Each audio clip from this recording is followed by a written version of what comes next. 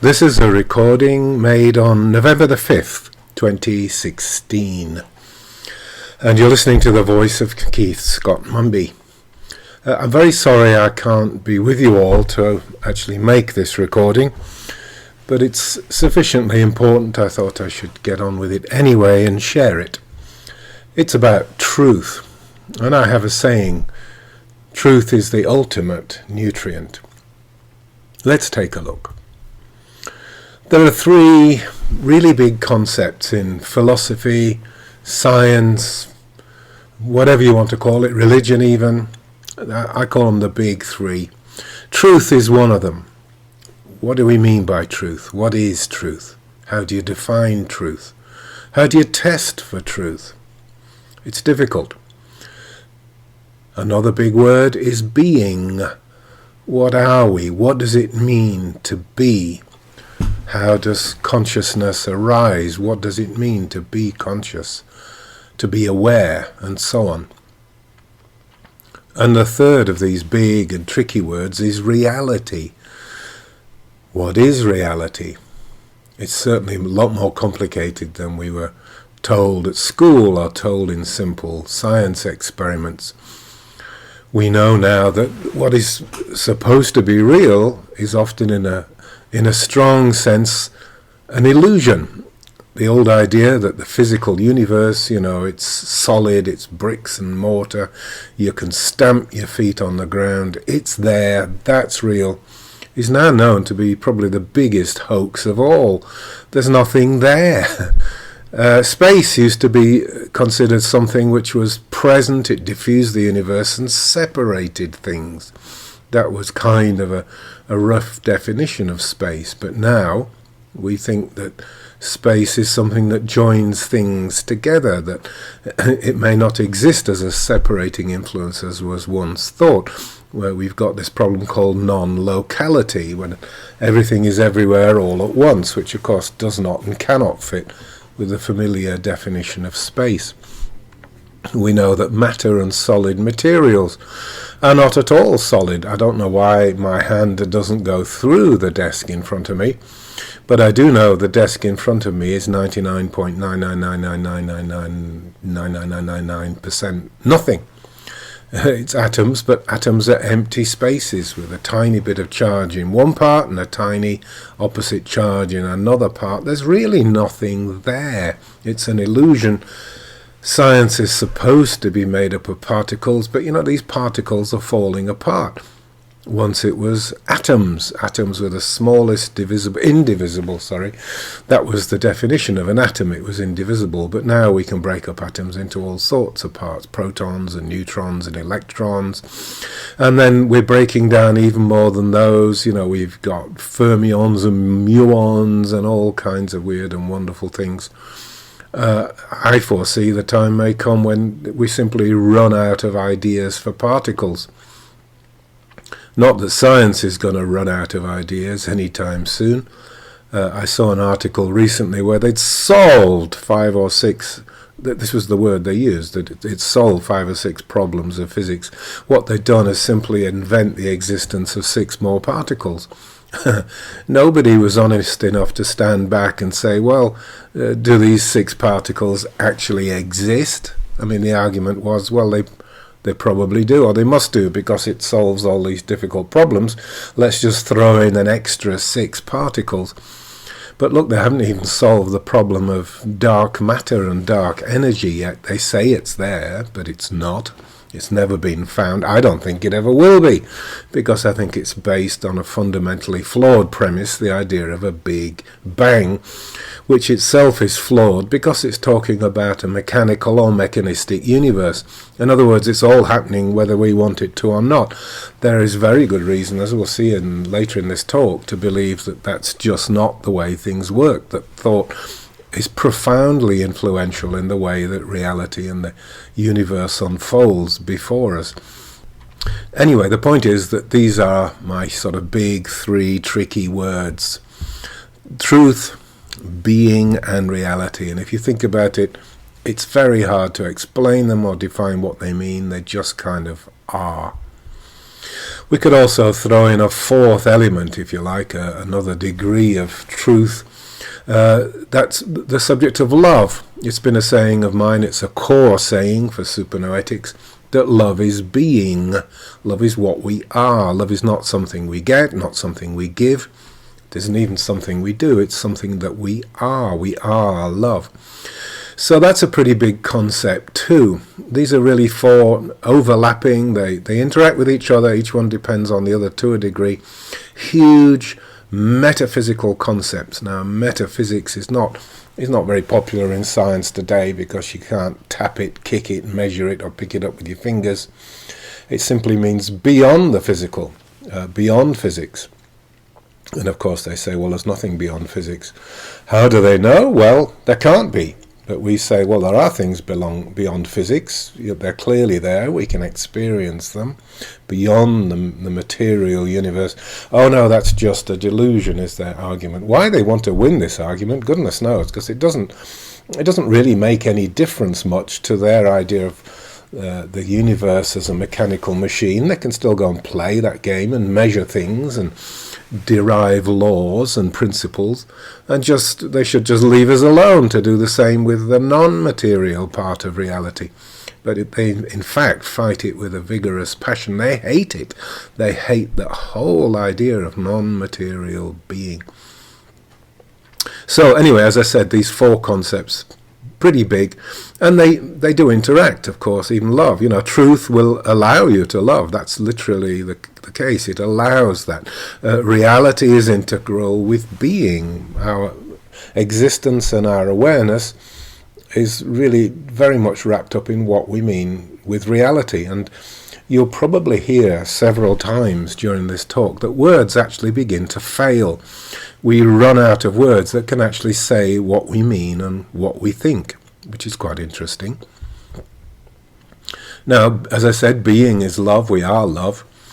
That's kind of a principle. Nothing is really real without truth. You can't have an untruthful or a false real. The words wouldn't make sense, do you see? So we can lay all this out interconnectedly, being related to truth, to love, to reality. But I don't want you to see this as a sequence, being leading to truth, which leads to love, which leads to reality, or leads to reality and then leads to love. It's not a sequence, it's an instantaneous apprehension of what is. It's just wham, all of these things are.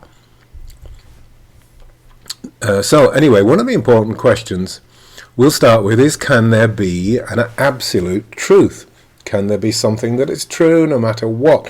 One that rides above all others, and it's the truest truth, the absolute truth? Well, I'll tell you quickly, the answer is no. But anyway, Immanuel Kant, he raised this question of some great unknowable truth that rises above all others. And really my question for him would be, how did he know? How do you know it's there, Immanuel, if it's some big unknowable? How do you know it? It doesn't quite make sense. And that sort of circular argument reasoning is a bit like science is using. There's the ultimate isness of the mechanical, physical universe. You can't argue with that. So that's the very definition of truth. However, I went to some trouble to explain it's the least true of all truths. The physical universe is the great illusion. If you remember the famous saying by Sir James Jeans, he said really the physical universe is beginning to look like a giant thought rather than like a giant machine. Well, we have different ways of looking at the truth, and I want to share some of these with you. That's the point of this talk, indeed. My main point is that there are degrees of truth. Some truths can be truer than others. Now, does that sound weird? It probably does, because you're indoctrinated with the idea of an absolute truth. There's only the truth, and it's true, and everything else is not as true as that. Well, I'm going to persuade you that that's just a verbal semantic scam, if you like, just playing with words. We've got to let go of such concepts as absolute truth and all that implies. It implies everything else can't be true. But what about contradictions? You know, you can have things that one version is true and the opposite version of true. We call these paradoxes. These are kind of tricky truths. Both opposites can be stated and can be argued as true in their own way, but they're not. They're mutually incompatible. Let's take a look at Bertrand Russell's paradox.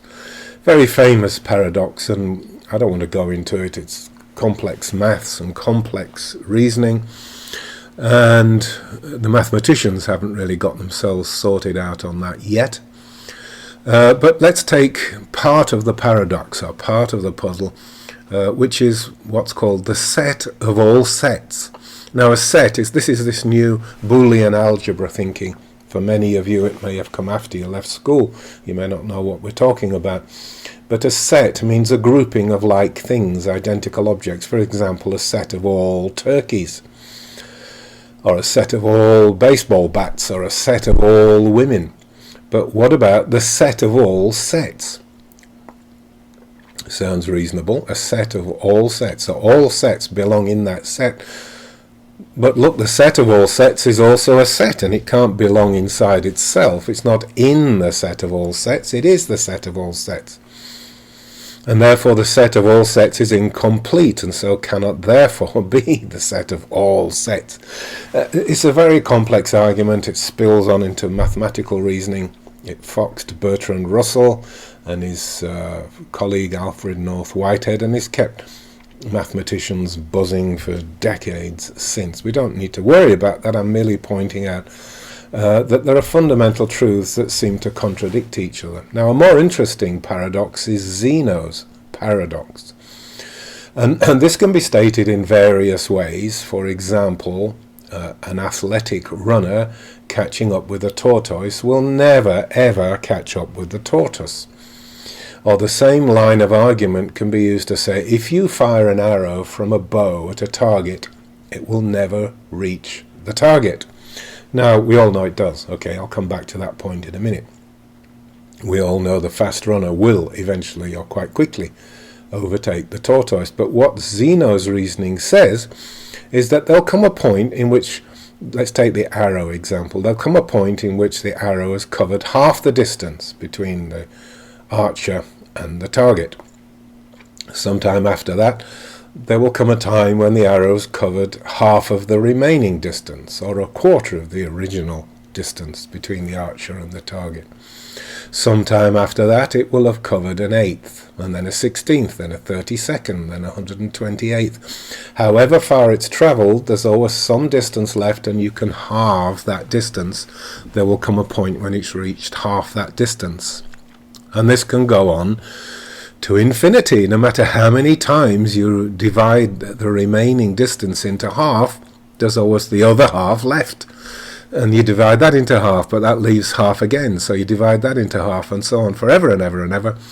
Consequently, or the reasoning is that the arrow never arrives. Well, as I say, of course, we know it does.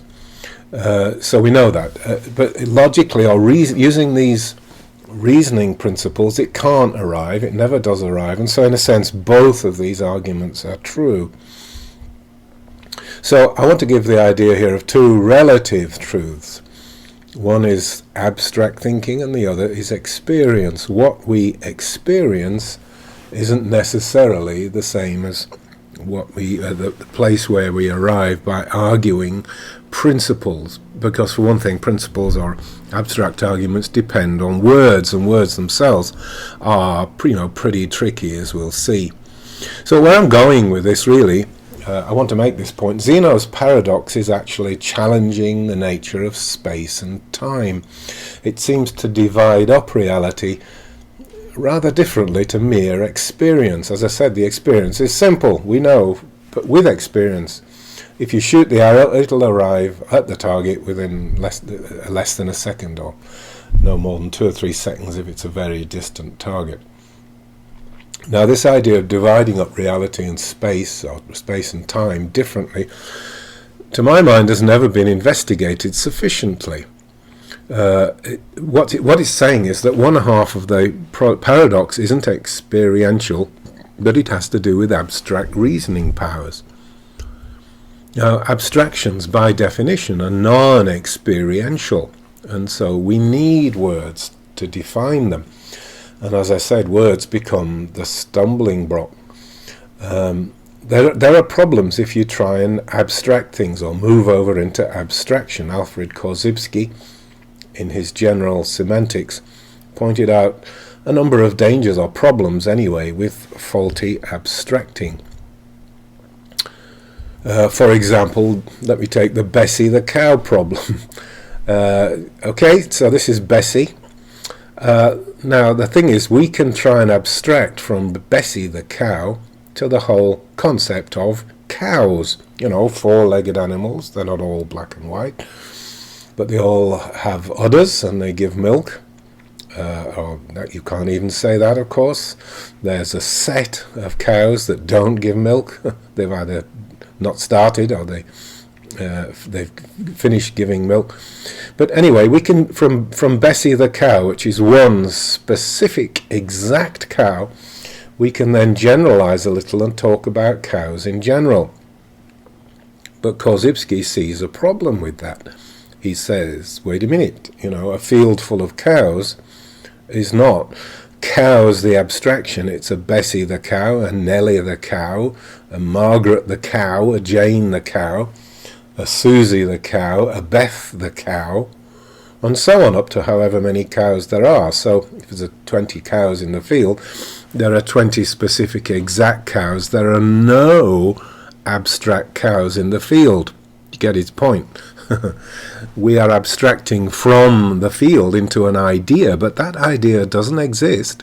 You can look in every field on planet Earth and you'll never find an abstract cow. You'll only find specific, exact, real and true cows. So, you know, we'll go a little bit into this, but clearly it's raising issues and I don't want to dive very deeply into this problem, merely to say that you've got to be careful when you abstract things. Already, the moment you start to abstract things, you've entered an untruth. As I said, the abstract idea of cows does not exist. You'll never find it anywhere. It is just a thought, an abstraction. Well, Korzybski talked of things like low-level abstractions, where we're just taking some simple concept, like taking Bessie and turning that into the abstraction of cows in general. Or he also talked of high-level abstractions, which are away from reality and probably don't have any one single simplistic version, like a Bessie. Concepts like beauty and integrity and so on. These are very advanced, difficult and remote abstractions. It's without words you couldn't possibly explain what they are, so they're completely and totally dependent on words. But then so are low-level abstractions like cows. We can't say that one version is more true than others, but it's very important that we understand that we are abstracting.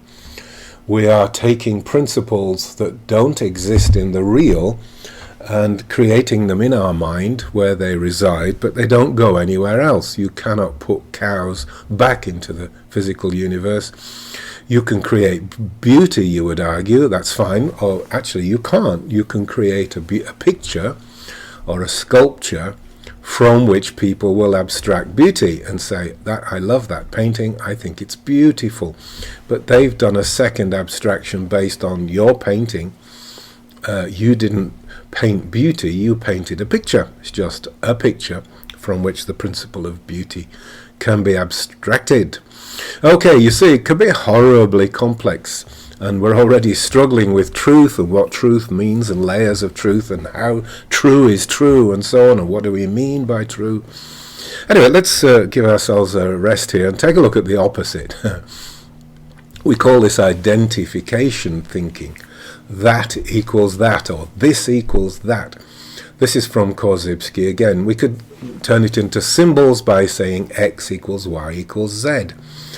Well, unless X is 1 and Y is 1 and Z is 1, they don't equal each other. We're just saying they do. So the faulty reasoning is to say that X equals Y equals Z when that's not true.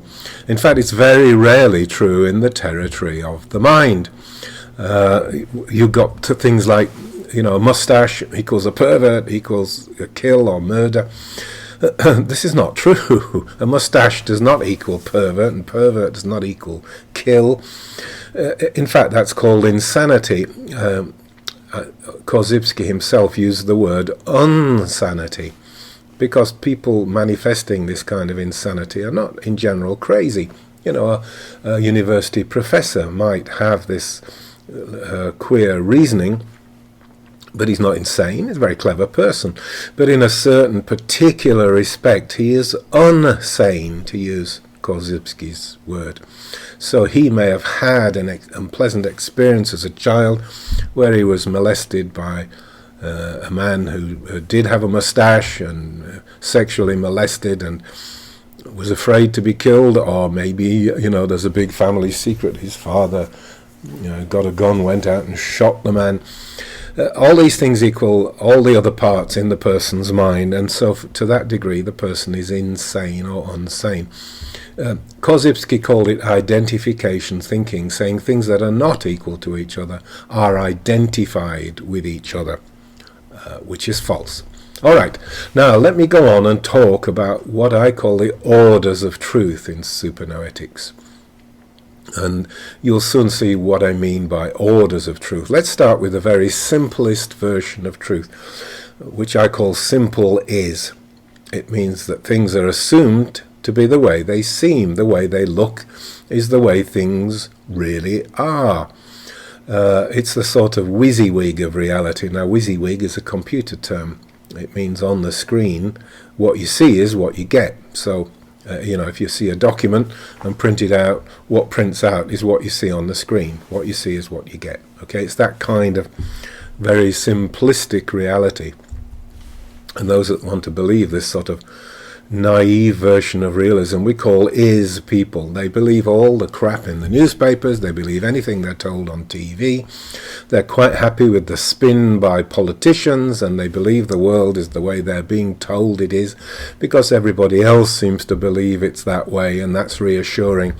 So we just take it for granted that the world is the way it's said to be, whereas in fact, it's a manufactured reality. I'm not going so far as to talk about the matrix model in this talk, but clearly the world is not really the way politicians and leaders like Adolf Hitler wanted people to believe. He manipulated the person's understanding of reality to get them to follow him and think the way he wanted them to think.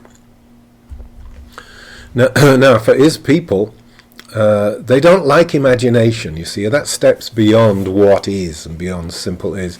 They think of it as a misdemeanor, if not, really wicked, a felony. It's a blow to their isness, their view of is. And in fact, John Rappaport says that they tend to view imagination as a form of mental disorder. People are not very imaginative. They want their thought constructs created for them by television and newspapers, and of course in this day and age by social media. Your iPhone or your iPad or your tablet will tell you what to think. You click in something and you're taken to pictures and pages you may never have heard of, but this is effectively telling you that's what you're supposed to think. And they don't like imagination. That's going off on your own. That's being rebellious, and that's very insecure and not comforting, of course. Okay, now let's talk for a moment about consensus is. I've hinted at it. It's really just another version of simple is. It's people agreeing on what is, and it sticks. But the point is that people are agreeing on something, but it just isn't so. In Germany in the 30s, people agreed that Jews were a bad people. just because our world today is controlled by a very small number of Jewish banking families who clearly do not have mankind's interests at heart, does not mean that every Jew is some kind of rat or vermin the way that Hitler tried to portray them. So it's not so. I mean, that's perhaps very contentious, but let's do simpler. You know, the earth is flat. Everyone agreed on that. It wasn't so, but they agreed on that. So that for a long time the earth was flat until somebody sailed around it and showed that it wasn't. There's still a flat earth society, by the way, in London. I don't know if you know that. All right, now let's come to what is actually the most important order of truth in supernoetics and life in general, in fact. This is another deeper level of reality, or deeper is. A lot of people suspect it's there, that sort of magical element. I've researched it quite deeply for supernoetics. The thing is, deep is it's very peculiar. Although it's true, it's the truest truth we know, but it has no permanence, and there's a reason for that. It has no permanence because it hasn't got any time. I'll come to that in a moment. But it means it's not really fixed. It dissolves and molds and shifts in strange ways. And this is to our advantage, not to our disadvantage. We have what's called the rule of vanishment in supernoetics, and this is very important because it means we can use deep is to dismantle unwanted conditions. When we're piloting, that's sort of mentoring or coaching a person through the structures in psychic space, we want the correct version of what the truth, or what is the deep is, because it's a deeper truth, and any problem or situation or anything you don't want will actually disappear once you find the true truth, or the deep is about it, and so you'd be free of its encumbrance. Let me give you an example how that would work. One I often use is the idea, for example, of childhood abuse. And this person, let's say a woman, is convinced of her childhood abuse. Daddy was a bastard and, was abusive to her. And that's true as far as it goes, but that's the simple is. It doesn't solve anything, it doesn't heal, it doesn't go anywhere, it leads to hatred and problems. But when we do piloting, we might get this woman to see, first of all, there's another whole dimension, which is what about mother who didn't defend her? That's often quite a shocking revelation of deep is to a person who's been working on abuse. They thought father was a rat and that was the end of it, but wait a minute, why didn't mother step in and prevent this? Mother betrayed me.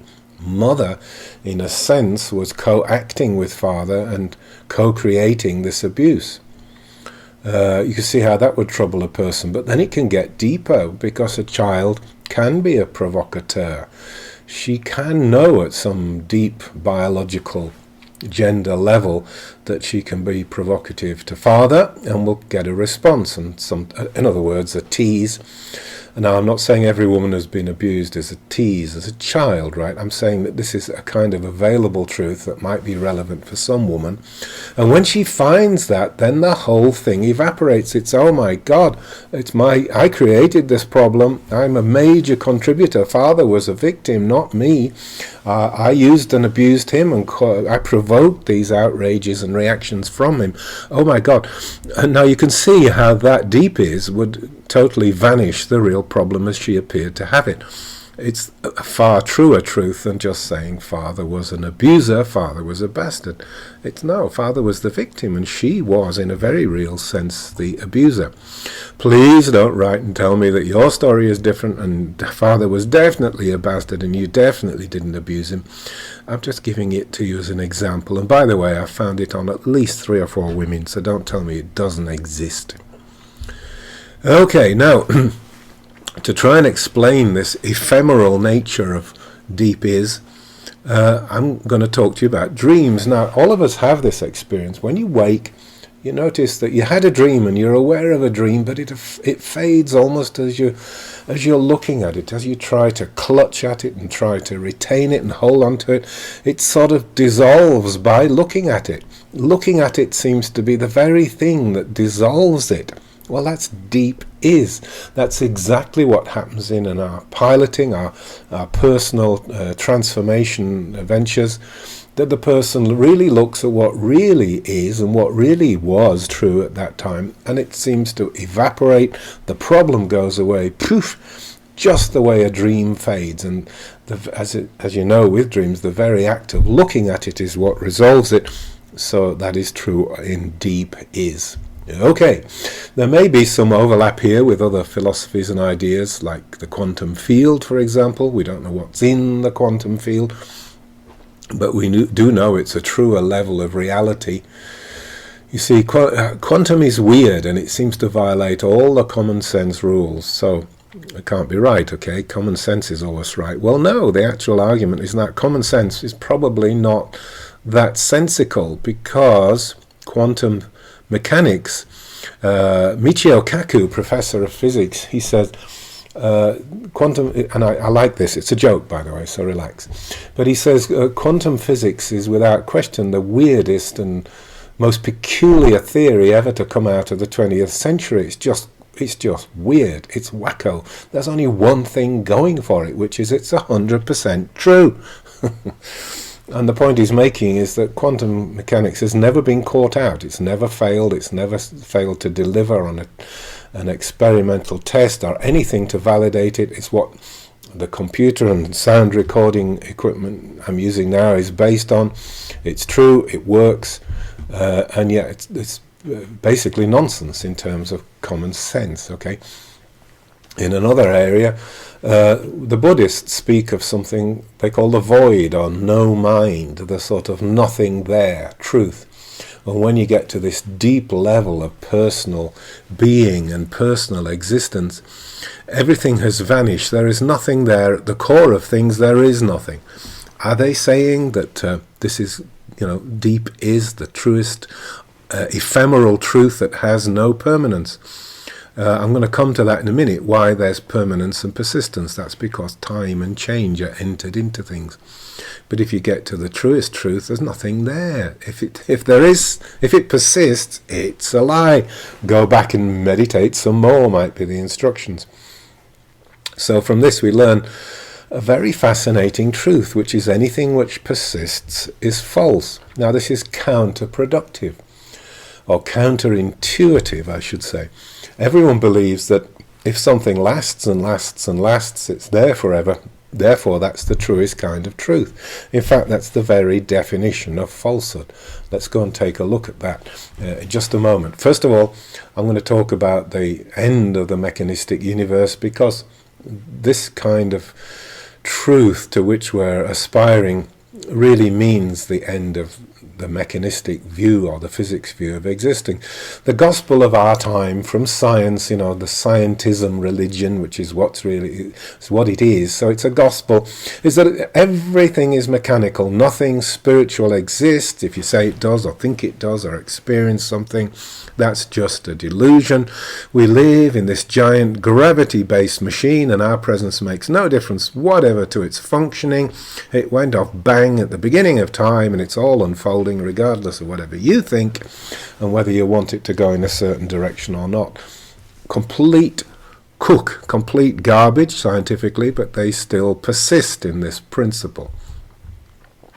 What the founding fathers of quantum theory found, or they were acutely aware of the fact that they'd undermined this entire premise of a mechanistic universe. It was a universe of chance and randomness. Overnight it became a participatory universe, so we're not any longer the sort of ghosts in the machine. That's Oxford Don Gilbert Ryle brought us that term. He likened the human spirit, us, to ghosts in a machine. We can wander around as will in the machine, but we can't influence the working of the machine in any way. Well, that's overthrown, it's gone, and old Gilbert Ryle is wrong. It's a clever metaphor, but totally false. It's a participatory universe. We're not just in it, we're part of it, and able to influence it by thinking about it even.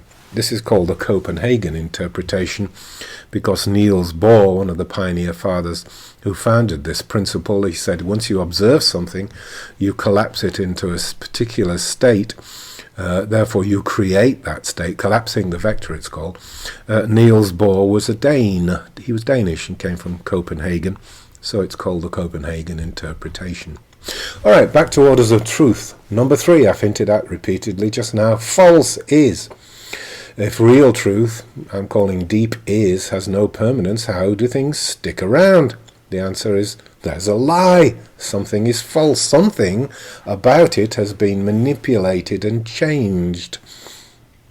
The commonest change is that a person tries to relocate authorship of something. They did it, but they try to blame or implicate somebody else. They did it, not me. Well, that's sufficiently false. That means you'll never be rid of that condition. Like the example I gave of the abused girl child. While she carries this father did it, which is untrue in the example I gave. As I said, she really was manipulating the game. So it was a lie. So it persists until she recognized the lie and removed it. The point is, a lie means something is changed. Something is not what it should be. Now, time is based on change. So if you change something, then you introduce time. In other words, you make it persist.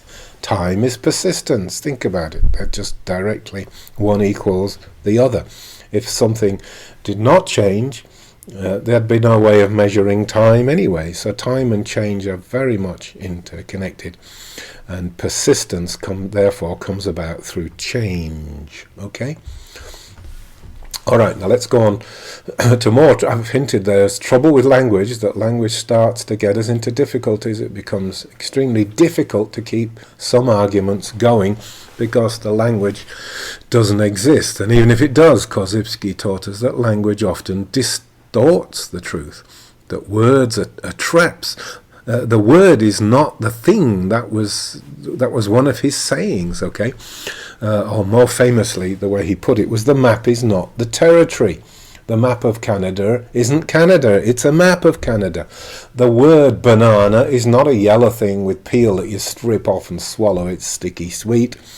Banana is just a word, and the actual thing that you eat is not the word, okay? So Korzybski is very famous for making this extremely important point.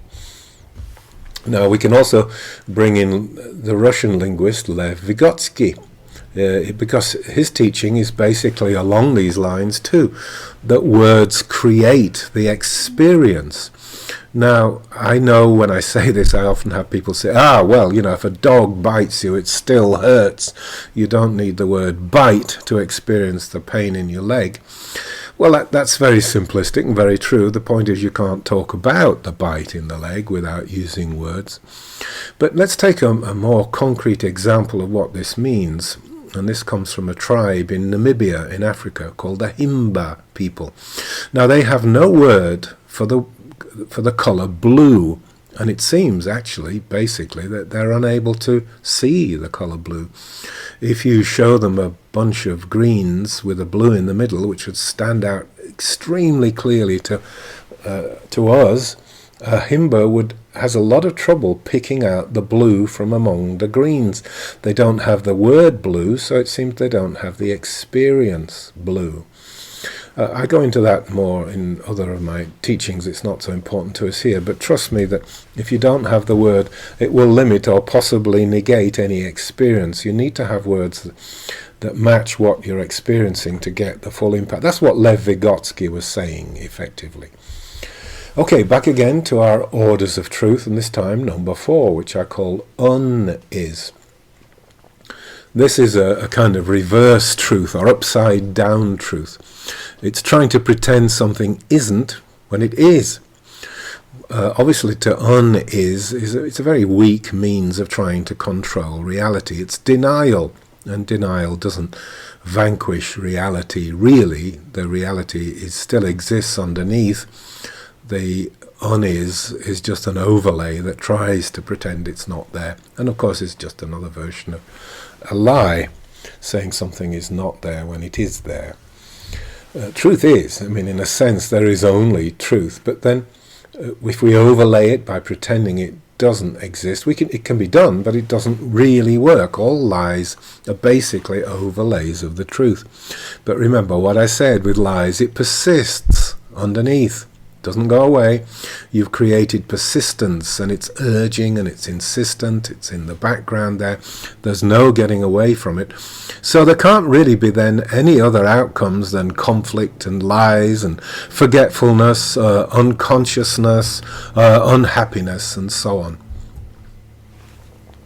Now, let me move on to another very interesting idea, the interpenetration of is. Let me define the word interpenetrate first, which means that the things are together in the same, in view at the same time, in the same space, in the same place, in the same time. One intermingled or commingled with another. Now, if we're talking about universes, of course, you can't say in the same place, because every universe has its own spaces and places, and every universe has its own time. But if you imagine hundreds, thousands, or an infinite number of universes that are all present at once, all totally occupy the totality of reality, so there isn't one here and one over there and another one over there and so on. They're all here, right in front of us, right now. That's what we mean by interpenetrating is. And it's a very complex view of reality, but there's very good reasons for thinking that's the truth of things. Many different realities, different spaces, all here together now, meaning that they're commingled. So we're living, if you like, in a cocktail of ever-present universes. It's actually a rather exciting idea. It's marvelous, it's inspiring, a very inspiring version of is, because it allows the Merlin effect. Now, Merlin is interesting. Merlin is a kind of medieval character, although he's based on the court of King Arthur, which we know very clear existed in the 6th century BC. So he wasn't really medieval at all, but in a sense he sits on the gap between all that historic mysticism and superstition and the modern world, which came to light, or came to life, I should say, with the Renaissance. Remember, the Renaissance means rebirth, when things kind of started again in northern Italy. So Merlin is a sort of metaphorical figure that spans the two, and he brought us the idea of magic, which in our world has a different meaning to in the old world. Magic was power in the ancient times, and magic in our modern world means simply no process. We don't know how it happens, but it doesn't mean there isn't a process. Okay? For example, centuries ago, the idea of projecting your voice around the world to anywhere on the planet would have seemed magic. Now we understand radio waves, we know there's a process, so it's not magic anymore. See what I mean? Okay, so also this vaster version of is and the truth brings us imagination, other realities, dreams, beyond dreams even, and creative thinking. We can probably switch from one universe to another, backwards and forwards, click, click, click. And I think children do that. I think visibly they do that. They're in one kind of reality space, and then moments later they can be in another kind of space. They come back with stories of these funny creatures and funny goings on, and parents usually knock this out of them. Of course, that's ridiculous, you can't say that, that's not true, you're imagining things, you're making it up, and all this nonsense, until the child eventually gives in and believes, as all adults believe, that there's just this one stinking simple is reality, and that's what we're stuck with, and screw it. And of course it's not true, as you've now seen, I've explained. Now I just want one last point here, to remember that interpenetrating really means that these spaces, universes, models shouldn't influence each other, they shouldn't be interacting with each other. So therefore we have magic, okay, the whole idea of magic, and I said magic in the modern world means no process. But the idea of magic for most people sums up the idea, or summons the idea, that things are not real, they're not verifiable, it's something else.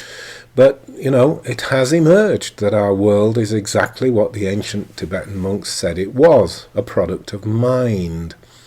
It's an outcome of thought forms, and I want you to bear that in mind. There is nothing wrong in this model with the idea of people being able to manifest things. you would expect or you would predict prescience, telepathy, remote viewing, levitation, bipolarity, and so on. Bilocationalism, I should say. So really we've got round now, I brought this round to the idea of a wig universe. So what you want is what you get. Okay, so a good place to finish up would be the remainder of the quote by Sir James Jeans. Remember, he talked about mechanical reality being a great thought rather than a machine. And to finish, he said, the mind no longer appears to be an accidental intruder into the realm of matter. We ought rather to hail it as the creator and governor of the realm of matter. Okay, good place to finish. Thanks very much for listening.